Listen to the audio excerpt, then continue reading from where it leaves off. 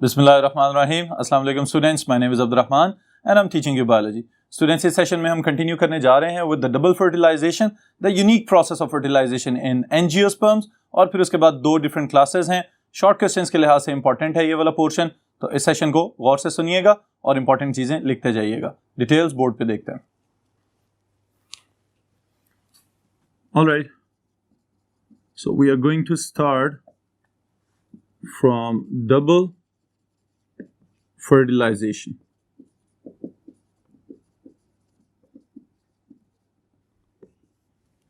Alright students, अब ये वाला पोर्शन मैं अलहदा से इस वजह से बता रहा हूं क्योंकि आपकी बुक के सीक्वेंस को अगर हम फॉलो करें तो वहां पे लाइफ साइकिल ऑफ एंजियोस्पर्म्स के वेरी कंसेक्टिव टॉपिक के अंदर डबल फर्टिलाइजेशन को अलहदा से मेंशन किया गया है. ऑलराइट, और ये बात याद रखिएगा कि ये वाला पोर्शन शॉर्ट क्वेश्चन में काफी मर्तबा बोर्ड के सवालों में आ चुका हुआ है, तो इंपॉर्टेंट पोर्शन है.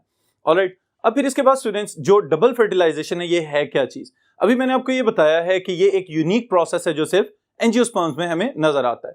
तो पहले नंबर पे आपको फर्टिलाइजेशन का पता होना चाहिए. What is fertilization? This is fusion of gametes. Alright, थोड़ा सा और अगर हम इसको एक्सपैंड करें तो हमें पता चलता है fusion of the male haploid gamete with the female haploid gamete resulting in a diploid zygote. और प्लांट्स के लिहाज से अगर हम बात करें तो हम कहते हैं दिस इज एन ओवोस्पोर. ऑलराइट, तो ये वाले जो स्ट्रक्चर्स बन रहे हैं ये फ्यूजन की वजह से, और फ्यूजन के अमल को हम कहते हैं फर्टिलाइजेशन.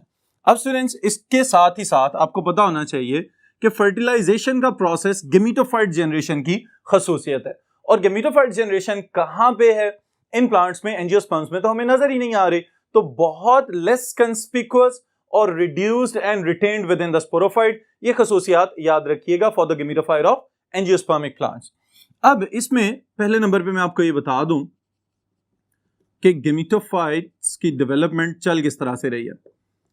उसी तरह जैसे लाइफ साइकिल हम देखते हैं किसी भी पौधे का तो हमें पता चलता है कि यहाँ पे हेट्रोमॉर्फिक अल्टरनेशन ऑफ जनरेशंस है. ऑलराइट, तो स्पोरोफाइट जनरेशन यहाँ पे डोमिनेंट है और हमें नजर आ रही है, लेकिन गेमेटोफाइट जनरेशन कहाँ पे है? स्पोरोफाइट जनरेशन के अंदर. यहाँ पे भी दो अलग-अलग से गेमेटोफाइट्स प्रोड्यूस हो रहे हैं, mail gametophyte and the female gametophyte. इनकी डेवलपमेंट का एक क्विक रिव्यू देखते हैं और फिर उसके बाद डबल फर्टिलाइजेशन के प्रोसेस को हाईलाइट करेंगे. अब देखिए स्टूडेंट्स, जो गेमेटोफाइट्स हैं इनको हम डिवाइड कर लेते हैं into male gametophyte as well as the female gametophyte. Alright, अब ये जो दोनों गेमेटोफाइट्स सेपरेटली बन रहे हैं, इसमें याद रखिएगा कि फ्लावर के जो मेल और फीमेल रिप्रोडक्टिव पार्ट्स हैं वो भी आपको याद होने चाहिए. फ्लावर के अंदर हमने ये पढ़ा था कि जो मेल रिप्रोडक्टिव पार्ट्स हैं वो कौन से हैं? स्टेमन. ओके, और फीमेल रिप्रोडक्टिव पार्ट कौन से हैं? They are carpels. अब स्टेमन को फिर हमने डिवाइड किया था अलग-अलग हिस्सों में, फिलामेंट्स एंड एंथर. ऑलराइट, और फीमेल रिप्रोडक्टिव पार्ट्स को हमने डिवाइड किया था तीन पार्ट्स के अंदर, there are stigma, style and ovary. Alright, अब इस डिवीजन के बाद स्टूडेंट्स हमारे इस मेन टॉपिक के जो कंपोनेंट्स हैं जो हमें रिक्वायर्ड हैं इस टॉपिक के लिए, उनकी डेवलपमेंट की बात शुरू होगी. अब देखें, जो मेल गेमेटोफाइट है it comprises of one tube cell, alright, and one generative cell. अब ये जो जेनरेटिव सेल है, after pollination when the pollen tube grows towards the ovary, उस वक्त ये याद रखिएगा कि ओवरी के करीब जब पहुंच जाती है पोलन ट्यूब ग्रो करते हुए तो जेनरेटिव सेल तकसीम होता है और तकसीम होकर दो स्पर्म सेल्स बना देता है.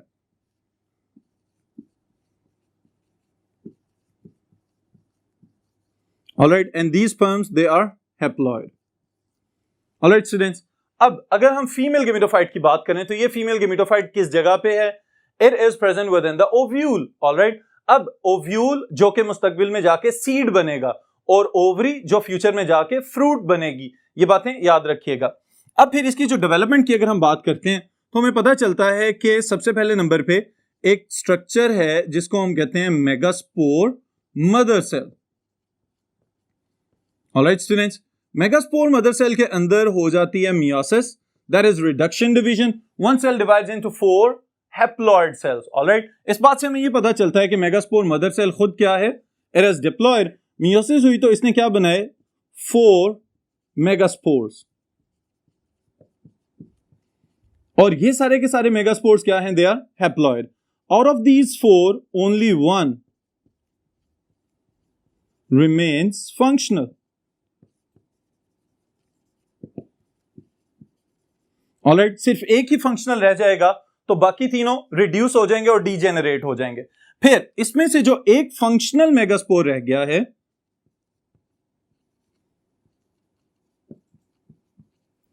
This functional megaspore germinates to produce the female gametophyte. अब इस फीमेल गेमेटोफाइट की डेवलपमेंट याद रखिएगा, जरूर इंपॉर्टेंट है आपके कंसेप्ट के लिए। अब इसमें क्या होता है स्टूडेंट्स, याद रखें, एक मेगास्पोर है और इसका साइटोप्लाज्म ग्रो करता चला जाएगा और ग्रो करते करते पूरे ओव्यूल के इनर कंपोनेंट को कवर कर लेगा। अब इसका न्यूक्लियस सिर्फ सेंटर में मौजूद है और उस न्यूक्लियस के अंदर 3 राउंड्स चलेंगे माइटोसिस के। ऑलराइट, मेगास्पोर खुद क्या है, it is haploid, genetically it is haploid. अब इसके अंदर अगर 3 राउंड्स चले माइटोसिस के तो उसकी वजह से इसके पास 8 न्यूक्लियाई प्रोड्यूस होंगे। अभी याद रखिएगा किसी न्यूक्लियस के इर्द गिर्द अलहदा से सेल वॉल नहीं बनी, तो कितने सेल्स यहां पे मौजूद हैं, याद रखें students, 7 cells but 8 nuclei. Alright, अब ये जो 7 सेल्स या 8 न्यूक्लियाई वाला स्ट्रक्चर है, इसको समझ लें गौर के साथ कि इसमें से 3 जो न्यूक्लियाई बने हैं वो हमेशा माइक्रोपाइल के ऑपोजिट एंड पे जाके वॉल के साथ अटैच हो जाएंगे और इनको हम कहेंगे these are the antipodals. Okay, फिर इसी तरह जो माइक्रोपाइल वाली साइड है वहां पे 3 सेल्स अपने आप को ऑर्गेनाइज करेंगे और उनमें से 2 साइड्स वाले सेल्स जो है normally they are known as synergids, और उनके दरमियान जो स्वोलन और बड़े साइज का सेल मौजूद होता है that is the female gamete known as egg.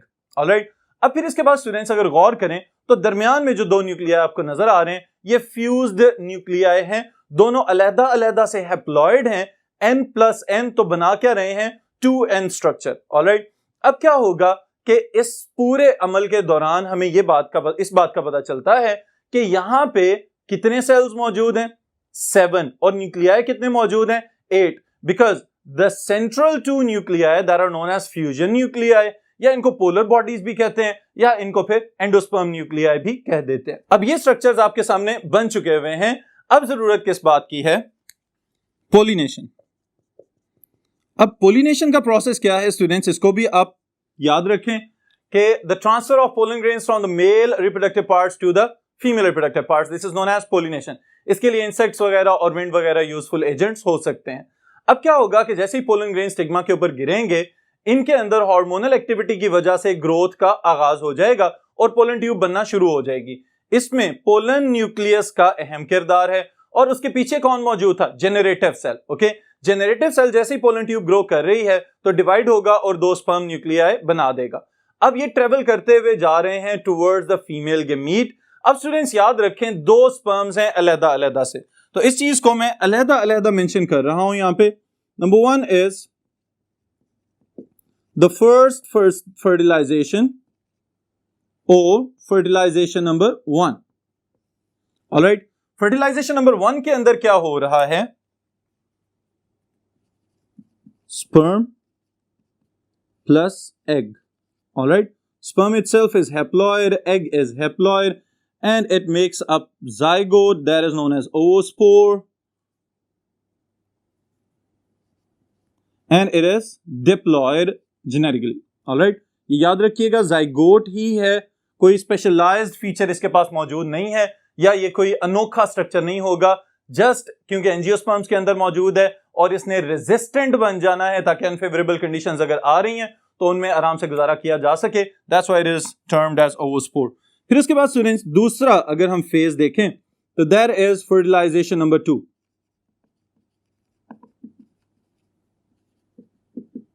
Fertilisation number 2 के अंदर क्या चल रहा है, this is the sperm plus endosperm nuclei, alright, और फ्यूजन न्यूक्लियाई और पोलर बॉडीज।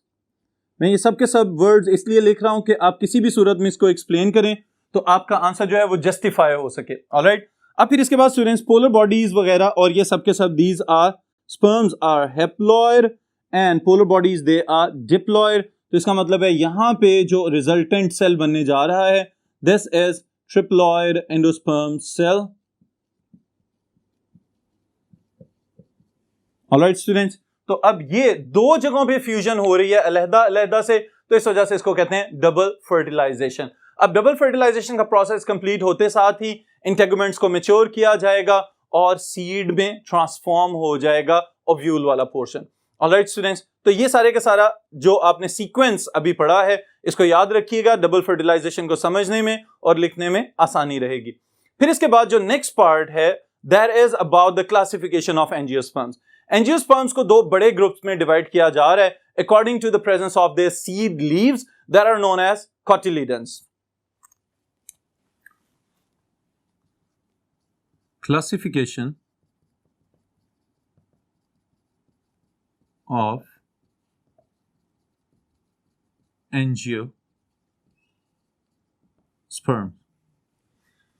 जी स्टूडेंट्स, अब एंजियोस्पर्म्स के अंदर वो तमाम पौधे आते हैं जो फ्लावर्स प्रोड्यूस कर सकते हैं, फ्रूट्स प्रोड्यूस कर सकते हैं और सीड्स प्रोड्यूस कर सकते हैं।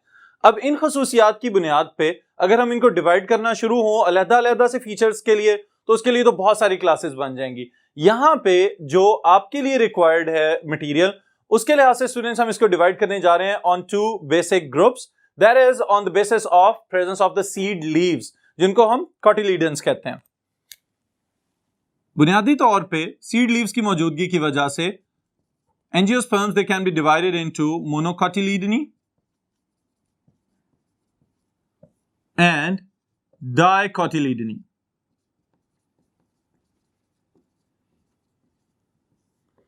अब ये जो कोटिलीडनी की टर्म है students, it has been derived from cotyledons. और कोटिलीडन्स क्या होते हैं? These are the seed leaves, कि जब सीड जर्मिनेट करेगा तो उसमें से कितने कोटिलीडन्स अपीयर होंगे, कितने उसके अंदर वेजिटेटिव स्ट्रक्चर्स पहले से मौजूद हैं जिनमें से नया पौधा निकलना शुरू होगा। ऑलराइट, इन स्ट्रक्चर्स को हम कहते हैं कोटिलीडन्स। अब फिर याद रखिएगा, जनरली मोनोकोटिलीडनी के मेंबर्स को हम कहते हैं मोनोकॉट्स और डाइकोटिलीडनी के मेंबर्स को हम कहते हैं डाइकॉट्स। अब स्टूडेंट्स, चूंकि हमने इसको याद रखना है शॉर्ट क्वेश्चन के लिहाज से, बोर्ड में ज्यादातर शॉर्ट क्वेश्चन पूछा जाता है differentiate between monocots and dicots. तो कौन कौन से पॉइंट्स लिखने हैं उनकी हेडिंग्स में यहां पे लिख रहा हूं पहले, और फिर बाद में एक्सप्लेन करता हूं। सबसे पहले तो आप जो हेडिंग बनाएंगे दैट इज अबाउट द कोटिलीडन्स। फिर उसके बाद स्टूडेंट्स याद रखिएगा, हम वेजिटेटिव स्ट्रक्चर्स की बात करते हैं कि इसके अंदर किस तरह की वेन्स मौजूद हैं। ऑलराइट, फिर उसके साथ वैस्कुलर टिश्यूज या वैस्कुलर बंडल्स, फिर उसके साथ आपको रूट्स का पता होना चाहिए कि रूट्स किस तरह की मौजूद है मोनोकॉट्स में और डाइकॉट्स में। फिर उसके बाद हम बात करेंगे फ्लोरल कैरेक्टर्स की। ऑलराइट, और फ्लोरल कैरेक्टर्स के अंदर हम बात करेंगे सेपल्स एंड पेटल्स, और फिर symmetry of the flower. In points को आप हेडिंग्स बनाएंगे और फिर उसके बाद एक एक दो दो जुमलों का इजाफा करते चले जाएंगे तो आपका ये सवाल मुकम्मल हो जाएगा। ऑलराइट स्टूडेंट्स, इसी चीज को जरा देख भी लें, मैं मजीद एक्सप्लेन कर रहा हूं आपके लिए।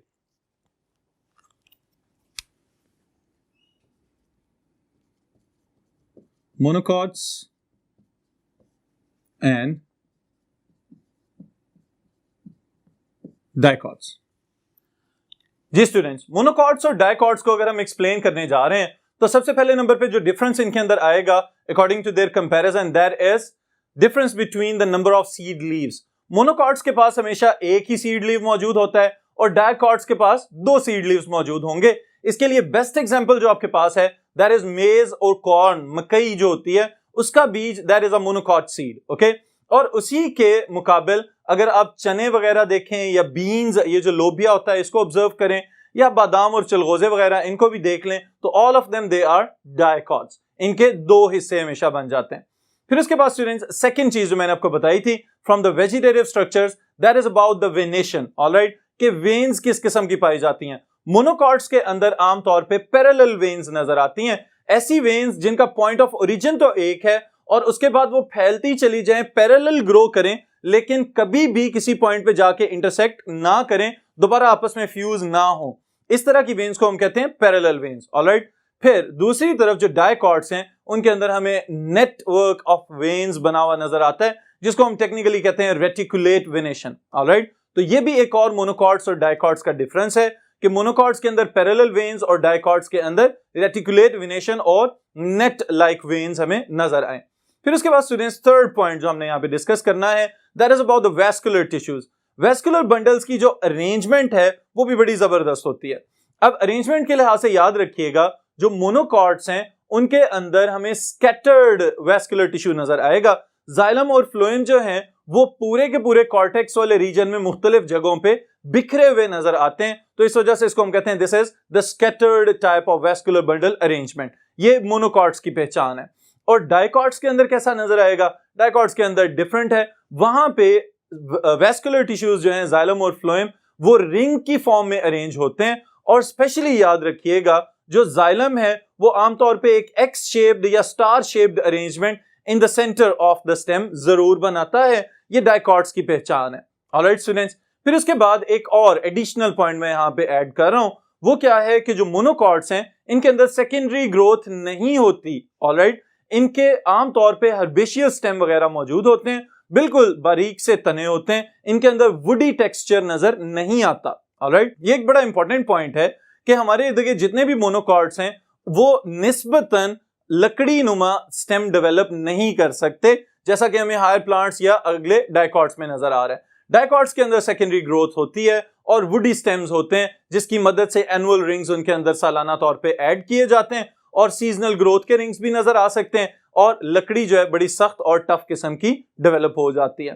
तो ये डाइकॉट्स की पहचान है।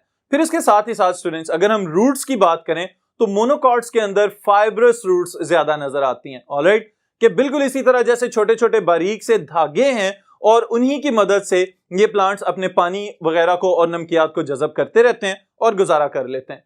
दूसरी तरफ जो डाइकॉट्स हैं उनके अंदर टैप रूट सिस्टम होता है, यानी कि रूट हमेशा रेडिकल से डेवलप होगी और फिर उसके बाद उसके फर्दर ब्रांचेस सेकेंडरी और टर्शियरी रूट्स निकलना शुरू हो जाएंगी। तो ये वाली खसूसियात मोनोकॉट्स और डाइकॉट्स को एक दूसरे से मुख्तलिफ बना रहे हैं। फिर उसके साथ ही साथ स्टूडेंट्स अगर हम फ्लोरल कैरेक्टरिस्टिक्स की बात करें तो फ्लोरल कैरेक्टरिस्टिक्स में जो सबसे पहली बात आ रही है that is the number of sepals and petals. Number of sepals and petals के लिहाज से जो आमतौर पे मोनोकॉट्स हैं इनको हम कहते हैं these are trimerous plants. Trimerous से क्या मुराद है कि इनके पास सेपल्स और पेटल्स की तादाद या तो 3 होगी या फिर they will be multiples of 3। Alright, यानी 3, 6, 9, 12 इस तरह से इनकी तादाद हो सकती है। फिर अगर दूसरी तरफ हम देखें तो डाइकॉट्स के अंदर हमें क्या नजर आता है? दे आर टेट्रा और पेंटामेरस। ऑलराइट, इनके अंदर क्या है 4 या 5 या 4 और 5 के मल्टीपल्स हमें नजर आएंगे। मल्टीपल्स दोबारा वही चीज कि अगर 4 के मल्टीपल्स हैं तो 8, 12, 16। ऑलराइट, और अगर 5 के मल्टीपल्स हैं तो 5 और 10 और 15 और 20 इस तरह से इनकी तादाद हो सकती है। ऑलराइट स्टूडेंट्स, फिर उसके बाद लास्ट पॉइंट जो मैं यहाँ पे डिस्कस कर रहा हूं that is about the symmetry of the flowers. तो सिमेट्री के लिहाज से यहाँ पे हम टर्म्स जो यूज करते हैं दैट इज रेगुलर और इर्रेगुलर, और ये दोनों का कॉमन फीचर है। ऑलराइट, फिर इसके साथ ही साथ एक और अहम बात मैं बस यहाँ पे आपको याद करवाता चलूं दैट इज कि अगर स्टूडेंट्स कभी भी किसी सवाल में कंपैरिजन पूछा जाता है तो आप उसमें सिमिलैरिटीज और डिफरेंसेस दोनों चीजें मेंशन कर सकते हैं।